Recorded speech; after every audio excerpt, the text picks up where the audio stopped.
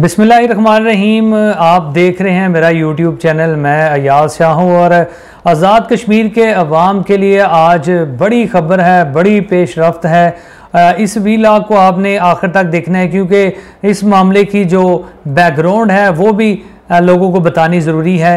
आज़ाद कश्मीर के जो अवाम है, ख़ास तौर पे ज़िला मीरपुर के लोगों ने पिछले दिनों में एक बड़ा एहतजाजी मुजाहरा किया।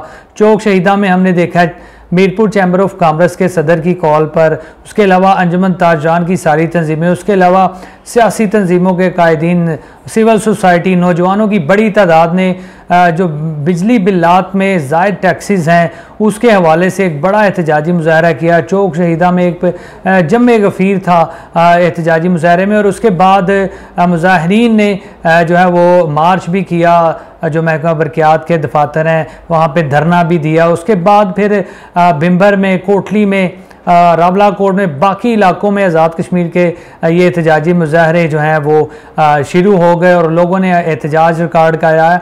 एहतजाज जो है वो रिकॉर्ड करवाया। उसमें जो सबसे ज़्यादा एहतजाज इस हवाले से किया गया कि जो फ्यूल प्राइस एडजस्टमेंट वाला टैक्स है वो बाज़ लोगों के बिलों में डबल लग के आया।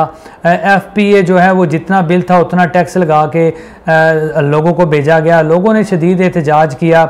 आज की जो बड़ी खबर है वो ये है कि अदालत आलिया ने जो सदर बार हैं डिस्ट्रिक्ट बार के इम्तियाज़ हुसैन राजा और जो सदर हैं चैम्बर ऑफ कॉमर्स के फैसल मंजूर बनाम आज़ाद हुकूमत, जो इन्होंने रिट पटिशन दायर की थी उसका वक्ती तौर पे उन्होंने ये किया है कि अदालत ने ये टैक्सेस जो हैं मुअत्तल कर दिए हैं।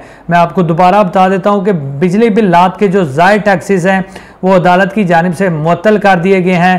फैसला भी इस पे जो है वो आ चुका है और इसका मतलब ये है कि जब तक ये केस अदालत में चलेगा ये टैक्सेस मुअत्तल रहेंगे।